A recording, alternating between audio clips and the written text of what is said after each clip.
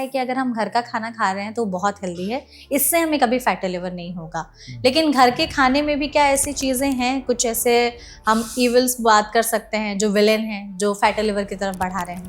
जी, बहुत ही important question है। बल्कि मेरे पास ज़्यादातर पेशेंट्स फीमेल्स आती हैं जो कहती हैं कि डॉक्टर साहब हम तो बाहर का कुछ भी नहीं खाते, हम तो घर का खाते हम तो हैं। घर का ही खाते हैं, तभी मेरा वजन बढ़ रहा है, बताइए क्या बात है।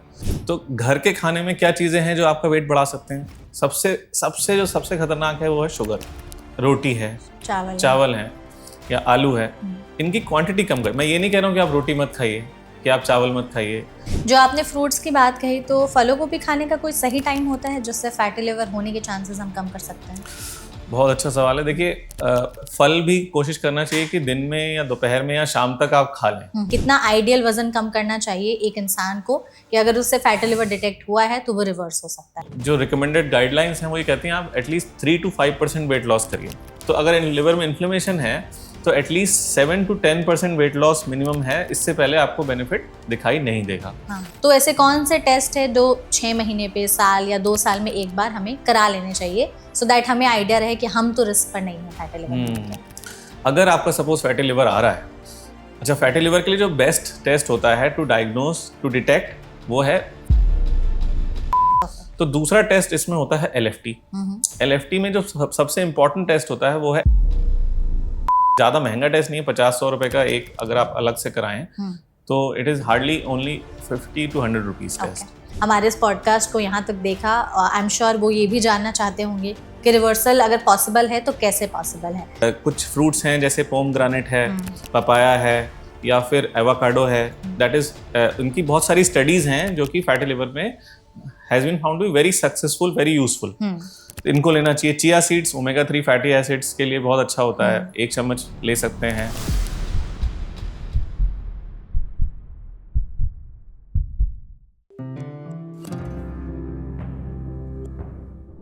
इंडिया में आज के समय में हर 3 में से 1 इंसान को फैटी लिवर होना तय है आगे चल के। ऐसी बहुत सारी स्टडीज आई हैं और इसका आंकड़ा जिस हिसाब से बढ़ रहा है, इसमें कोई दो राय नहीं है कि आने वाले समय में फैटी लिवर एक एपिडेमिक बनकर उभर सकता है। फैटी लिवर एक ऐसी कंडीशन है जिसमें आपके लिवर में एक्स्ट्रा फैट जमा होने लगता है, जिसके पीछे कई कारण हो सकते हैं।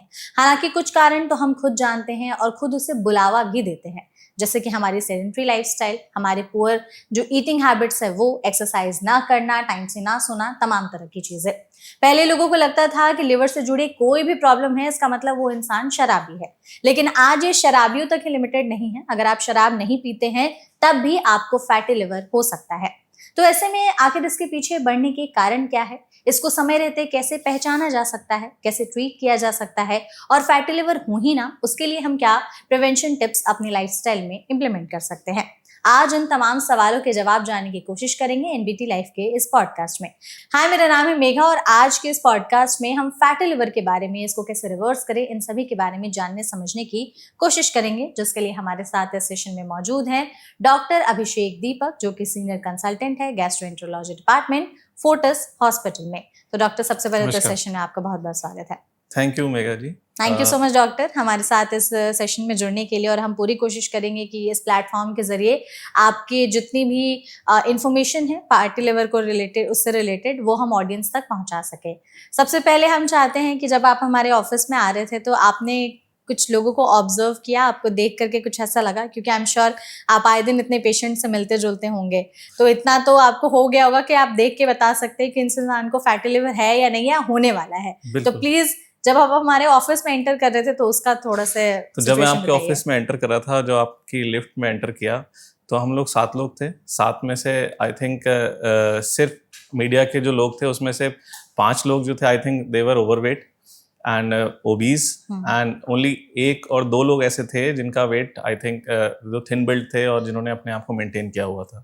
सो this is the prevalence of fatty liver in our society, मतलब obesity which is directly related to the fatty liver. बिल्कुल, आपने जैसे कहा कि लिफ्ट में 7 में से आपको सिर्फ 1-2 लोग ही ऐसे लगे। डॉक्टर, आपने कहा कि थिन बिल्ट जो लोग थे वो आपको शायद लगा कि ओबीज ना हो, तो इसमें एक क्वेश्चन है कि अक्सर लोगों को लगता है जो पतले लोग होते हैं उन्हें फैटी लिवर नहीं हो सकता, ये बीमारी सिर्फ मोटे लोगों के लिए है, ओबीज ओवरवेट लोगों के लिए है, तो इस बात में है सच्चाई?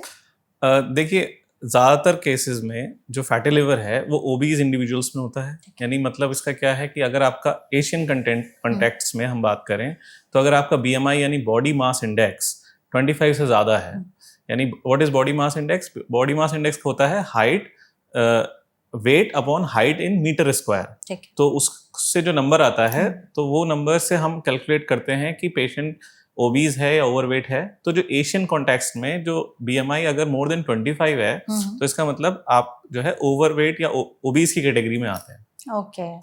तो ज्यादातर पेशेंट्स जो ओबीज होते हैं जिनका बीएमआई मोर देन 25 होता है उसमें फैटी लिवर ज्यादा कॉमन होता है। बट ऐसा भी देखा गया है, जो आपने सवाल किया कि जो लोग पतले हैं क्या उनमें फैटी लिवर हो सकता है कि नहीं? हो सकता है, बिल्कुल। हालांकि चांसेस कम होते हैं, लेकिन अगर उनको सेंट्रल ओबेसिटी है, उनका जो सेंटर पार्ट ऑफ बॉडी है उसमें अगर फैट ज्यादा है, बेली उनका निकला हुआ है, उनको विसरल ओबेसिटी हो सकती है जिसकी वजह से उनको फैटी लिवर हो सकता है। तो लीन लोगों में भी, पर्टिकुलरली ऐसे लोगों में हिस्ट्री मिलती है यूजुअली कि फैमिली में किसी को डायबिटीज हो सकता है, ब्लड प्रेशर हो सकता है, या फैमिली में किसी को फैटी लिवर की भी हिस्ट्री हो सकती है। तो ऐसा कोई जरूरी नहीं है कि जो पतले लोग हैं उनको फैटी लिवर नहीं हो सकता, बट चांसेस बहुत कम होते हैं। यूजुअली ज्यादातर अगर आपका बीएमआई मोर देन 25 है तभी चांस ज्यादा होता है। आपने जैसे बीएमआई के बारे में बताया, वेट हमने डिस्कस किया, इसमें हमारे जो लाइफस्टाइल है पहले से काफी ज्यादा बदल चुकी है। सेडेंटरी लाइफस्टाइल है हम सबकी, हमारी खुद की नौकरी ऐसी है कि हम ऑफिस के अंदर ही बैठ करके चार दीवारी में काम करते हैं, बाहर जाने का मौका बहुत कम मिल पाता है। सुबह अगर आप सोचे कि चलो थोड़ा सैर कराते हैं, धूप ले लेते हैं, टाइम ही नहीं है किसी के पास। आप हौज पौज में सब चीजें करते रहते हैं कि जल्दी जल्दी जल्दी जल्दी। अभी तो कभी कभी ऐसा लगता है कि 24 घंटे भी पूरे नहीं हो रहे हैं, कम पड़ जा रहे हैं। तो ऐसे में ये जो भागदौड़ वाली जिंदगी है उसमें क्या ऐसे मेजर कारण हैं जो आज के समय में लोगों में फैटी लिवर बढ़ा रहे हैं, उनमें एक कारण बन चुका है, इस वजह से फैटी लिवर होगा इनमें? बिल्कुल, देखिए सबसे इम्पोर्टेंट जो कारण है जो मुझे लगता है वो है हमारी सिलेक्शन ऑफ डाइट। हम क्या खा रहे हैं, ठीक है। ज़्यादातर केसेस में जो देखा गया है कि जो अगर आप रिफाइंड शुगर ज़्यादा ले रहे हैं, अगर आप प्रोसेस्ड फूड ले रहे हैं, पैकेट फूड आइटम्स ले रहे हैं, अगर आपके खाने में हरी सब्जियां और फ्रूट्स नहीं हैं, जो कि ज़्यादातर लोगों के साथ होता है कि वो, मैं पूछता हूँ पेशेंट्स आते हैं कि आप कितना फ्रूट खाते हो? हाँ, हफ्ते में एक आध खा लेते हैं। तो फ्रूट्स ना लेना, पैकेज्ड और ये प्रोसेस्ड फूड लेना, और डाइट एक बहुत ही मेजर इंपॉर्टेंट पार्ट है। और जैसे आज बात करें कि हर जगह अवेलेबिलिटी ऑफ फूड आइटम्स की कि और साथ में ग्लोरिफिकेशन भी है कि हाँ हमें पिज्जा खाना है, हमें बर्गर खाना है ना, 10 मिनट वी में हैव आ टू जाएगा, एंजॉय, 20 मिनट में आ हाँ जाएगा। 10 मिनट में आ जाएगा। तो कहीं ना कहीं ये सारी चीजें भी मैटर करती हैं, डाइट। फिर उसके बाद जो आपने बोला एक्टिविटी एंड एक्सरसाइज, जो आपने इंट्रोडक्शन के टाइम पे बोला था कि फिजिकल एक्टिविटी लोगों की कम है, चेयर पे बैठे रहते हैं, ठीक है, उठना कम है। अभी मेरे पास आईटी के बहुत एम्प्लॉयज आते हैं जो बैठे रहे, पूरे पूरे दिन बैठे हुए हैं लगातार, उनका उठना ही नहीं होता, और तो फिजिकल एक्टिविटी बहुत कम हो गई है, ठीक है। तो उसकी वजह से तो हम लोग ये बोलते हैं उनको कि भाई जितना हो सके आप एक्टिव रहिए। तीसरा एक्सरसाइज और एक्टिविटी के लिए आपको बहुत ज्यादा टाइम नहीं निकालना है, बस आपको थोड़ा सा बस अपना आउटलुक चेंज करना है, ठीक है। और ऐसा भी नहीं है कि आपको बहुत ज्यादा एक्सरसाइज करनी है। आप अगर हफ्ते में सिर्फ 3 दिन भी एक्सरसाइज करें, 10 मिनट की वेट ट्रेनिंग करें, बॉडी वेट एक्सरसाइज करें, उससे भी आपको बहुत बेनिफिट मिल सकता है। तो जितना हो सके खुद से आप अपनी एक्टिविटी बढ़ा सकते हैं। कोशिश करिए लिफ्ट का यूज ना करें, कोशिश करिए कि आप स्टेयर से जाएं, जहां तक हो सके। लिफ्ट जो है हम लोग हॉस्पिटल में भी कहते हैं कि भाई पेशेंट्स के लिए लिफ्ट है, ठीक है, ना तो डॉक्टर्स को यूज करना चाहिए ना स्टाफ को यूज करना चाहिए। हो सके जितना हो सके आप खुद से एक्टिव रहें, जहां जहां आपको ऑप्शंस मिलता है गाड़ी अपनी पहले ही खड़ी कर दें, वॉक करके जाएं, ठीक है। तो आप छोटे छोटे स्टेप्स ले सकते हैं जिससे कि आपकी एक्टिविटी बढ़े और अपनी डाइट को कंट्रोल में रखें। और नींद की बात आप करें थी, sleep is very very important. जब आप नींद पूरी लेते हैं तो आपका क्या है, बॉडी पूरी, माइंड अच्छे से रिलैक्स हो जाता है और जो स्ट्रेस हार्मोन का लेवल कम होता है। जब आप कम सोते हैं तो बॉडी में कुछ ऐसे हार्मोन्स बनते हैं तो आपको एपेटाइट बढ़ जाती है, आप ज्यादा खाते हो तो अल्टीमेटली मेटाबॉलिज्म स्लो होती है कम सोने से और एपेटाइट बढ़ती है। तो that is a perfect recipe for weight gain. बिल्कुल। तो इसलिए नींद पे पूरा फोकस करें, स्क्रीन टाइम कम करें। जब आप कम जब आप रात को टाइम से अपना मोबाइल कंप्यूटर टाइम से बंद करेंगे तो ब्लू लाइट जो आपके ब्रेन पे नहीं जाएगी, तो फिर तब आपके ब्रेन से एक हार्मोन सीक्रेट होता है जिसे बोलते हैं मेलेटोनिन। हाँ, तब आपको नींद आनी शुरू होगी। अगर आप रात को 11 बजे तक 12 बजे तक स्क्रीन देख रहे हैं और उसे इमीडिएटली बंद करेंगे तो मेलेटोनिन सीक्रेट ही नहीं होगा। जब मेलेटोनिन देर से सीक्रेट होगा तो नींद भी देर से आएगी। करेक्ट, जब देर से सोएंगे तो फिर सारा सिस्टम डिस्टर्ब हो बिगड़ जाएगा। जाएगा। बिल्कुल, आपने जैसे डाइट की जब बात की तो कुछ ना ऐसे लोग हैं जिन्हें लगता है कि अगर हम घर का खाना खा रहे हैं तो बहुत हेल्दी है, इससे हमें कभी फैटी लिवर नहीं होगा। लेकिन घर के खाने में भी क्या ऐसी चीजें हैं, कुछ ऐसे हम इविल्स बात कर सकते हैं जो विलेन हैं, जो फैटी लिवर की तरफ बढ़ा रहे हैं? जी, बहुत ही इंपॉर्टेंट क्वेश्चन है। बल्कि मेरे पास ज्यादातर पेशेंट्स फीमेल्स आती हैं जो कहती हैं कि डॉक्टर साहब हम तो बाहर का कुछ भी नहीं खाते, हम तो घर का खाते हम तो हैं। घर का ही खाते हैं, तभी मेरा वजन बढ़ रहा है, बताइए क्या बात है। तो देखिए, सबसे इंपॉर्टेंट जो है इन सब चीजों में है कैलोरी काउंट। आप कितना ओवरऑल कैलोरी इनटेक लेते हैं वो सबसे ज्यादा इंपॉर्टेंट है। अगर आपका कैलोरी काउंट गड़बड़ है, भले ही आप दाल रोटी भी खा रहे हैं, तो फिर उससे आपका वेट बढ़ेगा। तो सबसे इंपॉर्टेंट है कि आपका जो ओवरऑल कैलोरी इनटेक है वो कम होना चाहिए। और फिर बात आती है सिलेक्शन ऑफ डाइट की। तो घर के खाने में क्या चीजें हैं जो आपका वेट बढ़ा सकते हैं? सबसे खतरनाक है वो है शुगर। तो सबसे पहले आप अपना शुगर का इंटेक कम करिए। ठीक है, उसके बाद जो कार्बोहाइड्रेट वाला पार्ट है, जैसे कि रोटी है, चावल है या आलू है, इनकी क्वांटिटी कम करें। मैं ये नहीं कह रहा हूँ कि आप रोटी मत खाइए, कि आप चावल मत खाइए, कि आप आलू मत खाइए, बट इनकी क्वांटिटी कम करिए। ठीक है। और उसके अलावा घर में भी कई लोग बिस्किट रखते हैं, नमकीन रखते हैं, तो ये सारे जो हैं इसमें ट्रांस फैट होता है, इसमें रिफाइंड शुगर्स होती हैं, इसमें प्रोसेस्ड होते हैं सारे। तो ये सारी चीज़ें जो हैं आपको नुकसान पहुंचा सकती हैं। तो घर में पर्टिकुलरली कार्बोहाइड्रेट कम करें और कोशिश करिए ज़्यादा से ज़्यादा फ्रूट्स खाएं। फ्रूट्स में भी, और सबसे पहले जब खाने की शुरुआत करें तो आप प्लेट में पहले सलाद भर लीजिए। ठीक है, आप खीरा ले लीजिए, टमाटर ले लीजिए, मूली ले लीजिए, मूली बहुत अच्छी होती है। ठीक है, और चुकंदर है, ये सारी चीजें आप पहले से भरेंगे तो फिर खाना कम खाएंगे। तो खाना कम करना है और सलाद वगैरह इसको बढ़ाना है और फ्रूट्स ज्यादा लेना चाहिए। करेक्ट। जो आपने फ्रूट्स की बात कही, तो फलों को भी खाने का कोई सही टाइम होता है जिससे फैटी लिवर होने के चांसेस हम कम कर सकते हैं? बहुत अच्छा सवाल है। देखिए, कोशिश ये करनी चाहिए कि ज्यादातर चीजें जो भी हम खाएं वो टाइम रेस्ट्रिक्टेड ईटिंग होनी चाहिए। है ना, कोशिश ये करनी चाहिए कि इवनिंग में 7-8 बजे के बाद कुछ ना खाएं। ठीक है, और फल भी कोशिश करना चाहिए कि दिन में या दोपहर में या शाम तक आप खा लें। लेकिन हाँ, अगर आपको बहुत ज़्यादा भूख लग रही रात में और आप इससे अच्छा कि फ्रिज से निकाल के कोई चीज़ या ब्रेड वगैरह खाएं, उससे अच्छा तो ये है कि आप एक टमाटर काट के खा लें। हाँ, ठीक है। तो हालांकि बेस्ट टाइम दिन का ही होता है, लेकिन इससे अच्छा ये है कि आप अगर कभी फंस जाते हैं तो ऐसी कंडीशन में आप ले सकते हैं फ्रूट्स इवनिंग में भी। ठीक है, ओके। तो मिड मॉर्निंग एक हम टाइम रख सकते हैं कि इस टाइम पर सही है ब्रेकफास्ट के बाद फ्रूट्स लेना? फ्रूट्स कभी भी ले सकते हैं, कभी भी ले सकते हैं, ऐसा कोई टाइम नहीं है। बट ये है कि बहुत लेट नाइट कुछ भी खाना अवॉइड करना चाहिए। लेट नाइट जो आप खाते हैं वो सारा का सारा बॉडी जो है स्टोर कर लेती है। ठीक है। हाँ। आपने जो घर के खाने की बात की, इसमें आपने बाहर के खाने की चीजें कही। कुछ लोग ऐसे होते हैं जो घर का खाना ये सब खाते हैं, आपने कहा फ्रूट्स खाना, सैलड्स खाने, सारी चीजें, बट बाहर का भी खाते हैं कि हफ्ते में चलो 3-4 दिन बाहर का खा लिया, तो उन्हें लगता है कि थोड़ा सा बाहर के खाने से कुछ नहीं होता, एक समोसा ही तो खाया है, एक कचौड़ी ही तो खाई है, एक ब्रेड पकौड़ा ही तो खाया है, एक डोसा ही तो खाया है जिसमें भर भर के चीज डाली गई है। तो ये जो थोड़ा सा बाहर का खाना वाला कॉन्सेप्ट है, क्या इससे भी फैटी लिवर हो सकता है? बिल्कुल हो सकता है। देखिए, जैसे मैंने कहा कि सबसे इंपॉर्टेंट है आपका कैलोरी काउंट कितना, और बाहर का खाना जो होता है उसमें जैसे मैंने बताया प्रोसेस्ड फूड होता है। और उसमें केमिकल्स होते हैं, पेस्टिसाइड्स होते हैं, प्रिजर्वेटिव्स होते हैं, वो सब कार्सिनोजेनिक भी हो सकते हैं। ट्रांस फैट होता है। ठीक है, तो अगर आप बाहर का, देखिए मैं मना नहीं कर रहा आप बाहर का मत खाइए, ठीक है, लेकिन आपको 2 बातों का ध्यान रखना चाहिए कि एक तो कोशिश करिए कि हफ्ते में या 2 हफ्ते में एक बार से ज्यादा नहीं लेना है। ठीक है, और क्वांटिटी हमेशा लिमिटेड। आपको एंजॉय करना है, फूड एंजॉय करिए, ज्यादा मत खाइए। एक तो क्वांटिटी कंट्रोल रखिए और फ्रीक्वेंसी भी कम रखिए, तो आप अपनी लाइफ भी एंजॉय कर पाएंगे।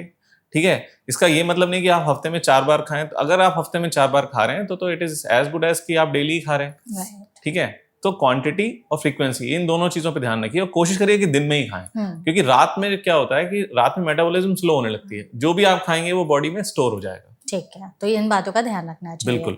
दूसरा, आपने डाइट के बाद कहा था कि एक्सरसाइज बहुत ज़रूरी है। हफ्ते में अगर आप 3 बार भी वेट ट्रेनिंग करते हैं तो वो बहुत इंपॉर्टेंट है। इसमें वेट लॉस का भी आई एम श्योर फैक्टर आता होगा। बहुत सारे लोगों का ऐसा कहना है कि फैटी लिवर में अगर आप अपना बॉडी का जो वेट है वो कम कर लेते हैं तो बहुत हद तक रिवर्सल हो सकता है। कितना वजन कम करे, कितना आइडियल वजन कम करना चाहिए एक इंसान को कि अगर उससे फैटी लिवर डिटेक्ट हुआ है तो वो रिवर्स हो सकता है? बहुत अच्छा सवाल। देखिए, सबसे अगर हम परसेंटेज वाइज बॉडी वेट की बात करें तो अगर आप सिर्फ फैट घटाना चाहते हैं तो जो रिकमेंडेड गाइडलाइंस हैं वो ये कहती हैं आप एटलीस्ट 3 to 5% वेट लॉस करिए। ठीक है, लेकिन अगर सपोज आपका लिवर के टेस्ट खराब आ रहे हैं, आपका LFT खराब आ रहा है, आपका फाइब्रोस्कैन खराब है, तो उसमें गाइडलाइंस अलग है। अगर LFT खराब है इसका मतलब लिवर में इन्फ्लेमेशन भी हो रहा है, तो अगर लिवर में इन्फ्लेमेशन है तो at least 7 to 10% weight loss minimum है, इससे पहले आपको बेनिफिट दिखाई नहीं देगा। वैसे ही अगर आप के लिवर में फाइब्रोसिस हो गई है, फाइब्रोस्कैन गड़बड़ आ रहा है, F2 F3 फाइब्रोसिस आ रही है, तो recommended weight loss is at least 10% और मोर देन 10%। यानी कि अगर कोई 80 किलो का पर्सन है तो उसे कम से कम 8 या 8 से ज्यादा किलो वेट लॉस करेंगे, तब उसको कोई विजिबल बेनिफिट दिखाई देगा अपनी रिपोर्ट्स में। ओके। तो 10% हम लोग यूजुअली लेके चलते हैं, कंसिडर करके चलते हैं। तो अगर कोई अपना बॉडी वेट जो है वो 10% से घटाता है तो फैटी लिवर रिवर्सल है उसमें मदद मिल सकती है। बिल्कुल नहीं, देखिए फैट कंटेंट कम होने के लिए 5% वेट लॉस काफी है, लेकिन इतना आपको बेनिफिट मिले कि आपका को सिग्निफिकेंट क्लिनिकल बेनिफिट मिले फाइब्रोसिस के टर्म में, तो एटलीस्ट 10%। ठीक है।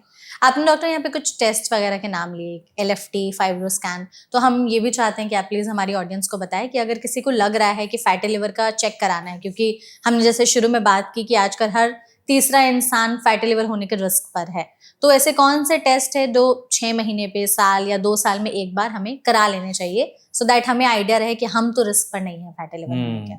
बिल्कुल, देखिए फैटी लिवर बहुत अच्छा क्वेश्चन है, क्योंकि एक बहुत बिल्कुल साइलेंट बीमारी है। इसमें किसी को कुछ सिम्टम्स होते नहीं। 80% patient they don't have any symptom, asymptomatic होते हैं। तो हमें ज्यादातर केसेस जो आते हैं हमारे पास, वो पेशेंट अपना रूटीन हेल्थ चेकअप कराया, उन्होंने रेगुलर हेल्थ चेकअप कराया और उनका LFT गड़बड़ाया तो हमारे पास आए। तो इसलिए टेस्टिंग का बहुत इंपॉर्टेंस है, क्योंकि टेस्टिंग से ही आपको पता लगता है कि आप एक्चुअल में अंदर प्रॉब्लम चल रही है और आपको ऊपर से पता नहीं लग रहा। ठीक है, तो एटलीस्ट साल में एक बार, जिस दिन आपका जन्मदिन है, जिस दिन बर्थडे है अपना, उस दिन अपना पूरा बॉडी हेल्थ चेकअप कराइए। LFT, KFT, thyroid, lipid, cholesterol सब चेक कराइए। ठीक है, उससे आपको अपना अंदर का टोटल आइडिया लग जाएगा। अगर आपका सपोज फैटी लिवर आ रहा है, अच्छा, फैटी लिवर के लिए जो बेस्ट टेस्ट होता है टू डायग्नोज, टू डिटेक्ट, वो है first line test is ultrasound. Ultrasound आपको ये बता देगा कि लिवर में फैट का कितना चांस है, कितना % हो सकता है। तो यूजुअली ग्रेडिंग्स होते हैं उसमें। अगर ग्रेड 1 है तो थोड़ा सा कम फैट है, और ग्रेड 2 है ज्यादा है, यूजुअली 33 से 66% के बीच में है। और अगर ग्रेड 3 से ज्यादा है, ग्रेड 3 है, तो इसका मतलब बहुत ज्यादा सिग्निफिकेंट, मोर देन 66% फैट। तो जितना ज्यादा ग्रेड है उतना ज्यादा फैट हो सकता है। बट फैट का ये मतलब नहीं होता हमेशा कि लिवर में प्रॉब्लम आ ही सकती है। जितना ज्यादा फैट है चांसेस उतने ज्यादा होंगे। तो दूसरा टेस्ट इसमें होता है LFT। LFT में जो सबसे इंपॉर्टेंट टेस्ट होता है वो है SGPT। ज्यादा महंगा टेस्ट नहीं है, 50-100 रुपए का एक, अगर आप अलग से कराएं तो it is hardly only 50 to 100 rupees test. ठीक है, अगर SGPT आपका 30 से कम है, इसका मतलब लिवर में इन्फ्लेमेशन नहीं है। हाँ, SGPT बेसिकली लिवर की सेल के अंदर होता है। तो अगर लिवर की सेल जो फैट है उससे डैमेज हो रही है, तो उसमें से वो जो SGPT है वो बाहर निकलने लगेगा, लीक होने लगेगा, तो SGPT ब्लड में बढ़ने लगेगा। अच्छा। तो जब SGPT बढ़ेगा तो इसका मतलब कि आपका लिवर की सेल डैमेज हो रही है। तो इसलिए जो सेकंड बेस्ट टेस्ट है वो है LFT। LFT में भी SGPT, ठीक है, जो नॉर्मल 30 से कम होना चाहिए। तो अगर ये 30 की जगह 40, 50, 60 जितना ऊपर जा रहा है, उसका मतलब लिवर में उतना ज्यादा इन्फ्लेमेशन है, डैमेज हो चुका है, डैमेज हो रहा है। इन्फ्लेमेशन के बाद नेक्स्ट स्टेप है फाइब्रोसिस। तो होता क्या है कि जब फाइब्रोसिस होती है तो लिवर की जो सेल डैमेज हो जाती है, उसकी जगह वहां पे एक इनएक्टिव टिश्यू भर जाता है, जिसको बोलते हैं फाइब्रस टिश्यू।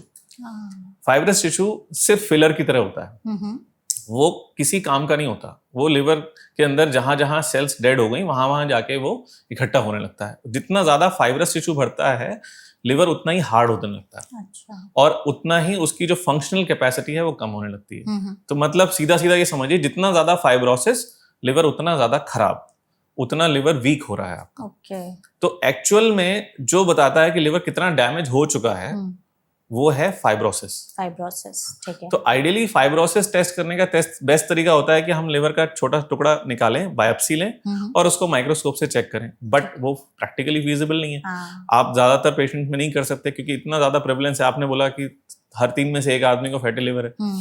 तो बेस्ट इसके लिए जो नॉन इन्वेजिव टेस्ट है वो है फाइब्रोस्कैन या लिवर इलास्टोग्राफी। इलास्टोग्राफी में आप बेसिकली क्या करते हो कि जो लिवर की स्टिफनेस या हार्डनेस चेक करते हैं। तो नॉर्मल लिवर जो होता है वो सॉफ्ट होता है, ठीक है, जैसे कि चीक इतना सॉफ्ट होता है लिवर। लेकिन जैसे जैसे फाइब्रोसिस होती जाती है वो लिवर और हार्ड होता चला जाता है। अच्छा। ठीक है, तो फाइब्रोस्कैन की वैल्यू बढ़ने लगती है। तो फाइब्रोस्कैन हमें एक वैल्यू देता है जिससे हमें ये पता लगता है कि लिवर कितना हार्ड हो गया। ठीक है, तो ये 3 टेस्ट जरूर कराने चाहिए पेशेंट को। सबसे पहले एक अल्ट्रासाउंड, फिर एक SGPT या LFT और तीसरा फाइब्रोस्कैन। फाइब्रोस्कैन हम लोग सारे पेशेंट में रिकमेंड नहीं करते।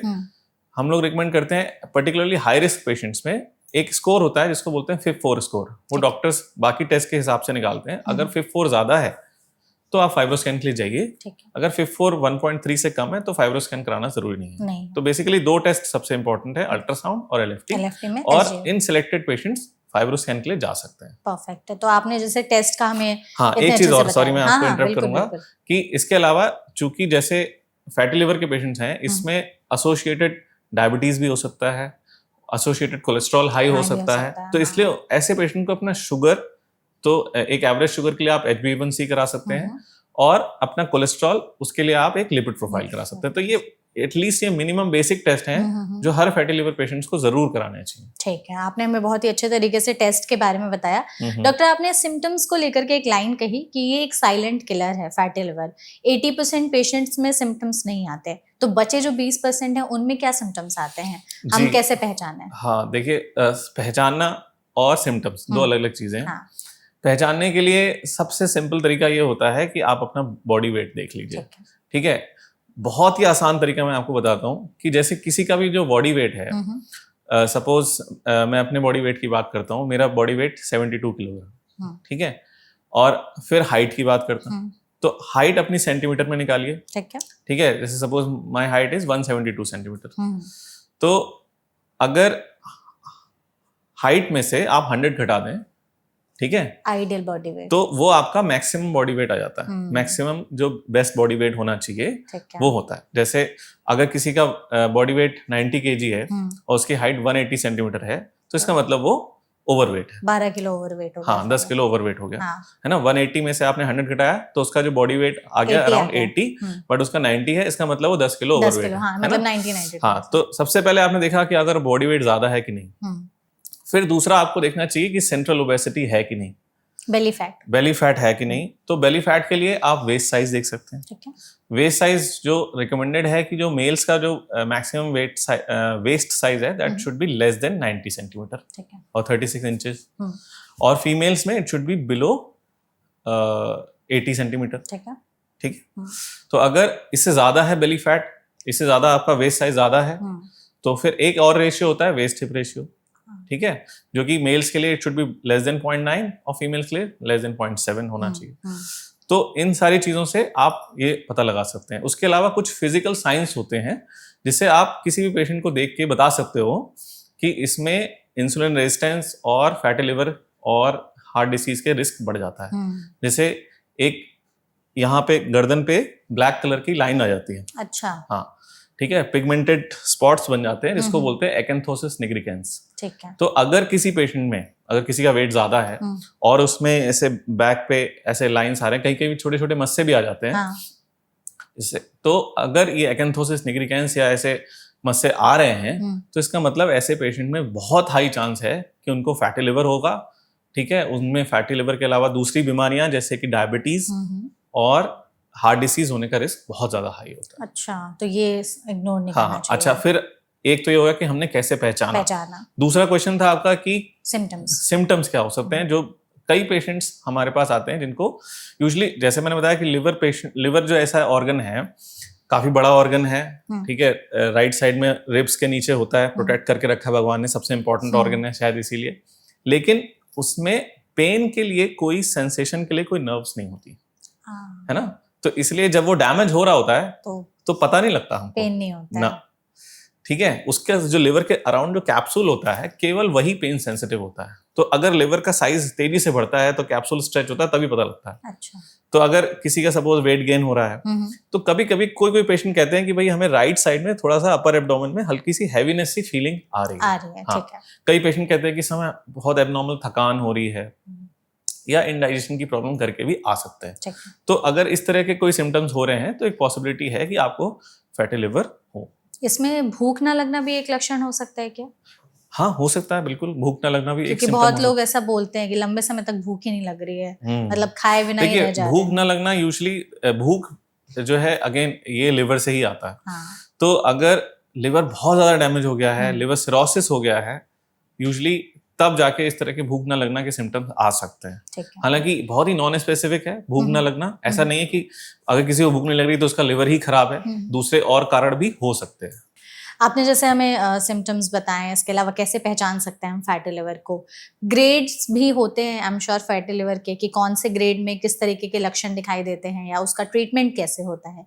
तो एक बार ग्रेडिंग बताइए फैटी लिवर का, और किस ग्रेड में रियलिस्टिकली पॉसिबल है फैटी लिवर को रिवर्स करना, और किस ग्रेड के बाद आपको दवाइयों का या उससे अलग लेवल पर ट्रीटमेंट का सहारा लेना पड़ता है?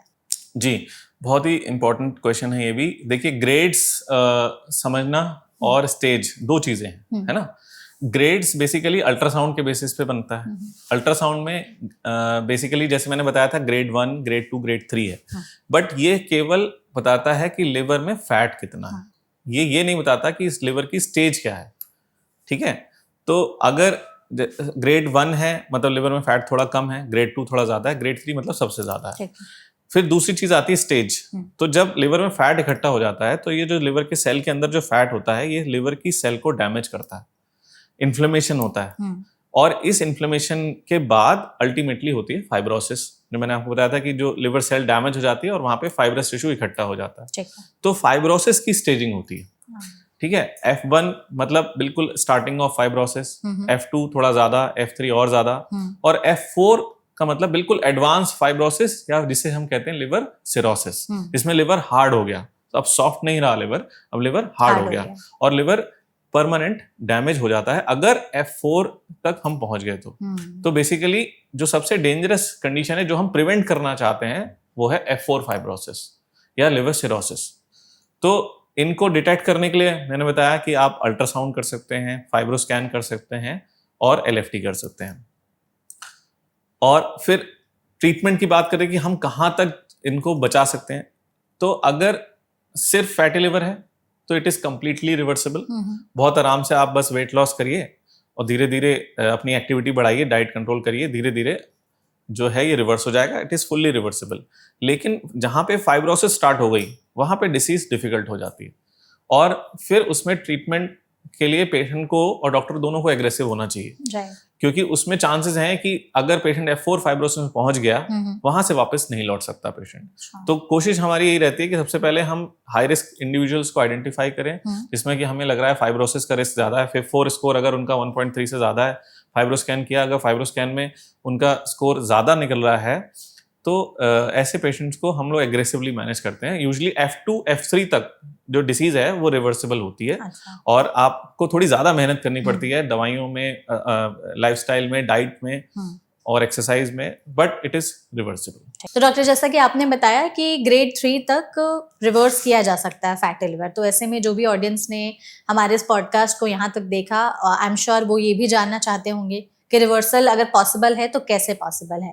सबसे पहले हम जानना चाहेंगे कि आप डाइट का बताइए कि डाइट में हम क्या चीजें शामिल करें, क्या चीजें निकाल दें, सो दैट फैटी लिवर जो है हमारा रिवर्स हो जाए। तो अगर हम डाइट की बात करें तो डाइट में सबसे इंपॉर्टेंट बात यह है कि आप प्रोसेस्ड फूड और रिफाइंड शुगर को पर्टिकुलरली अवॉइड Cut करें, down जितना हो सके।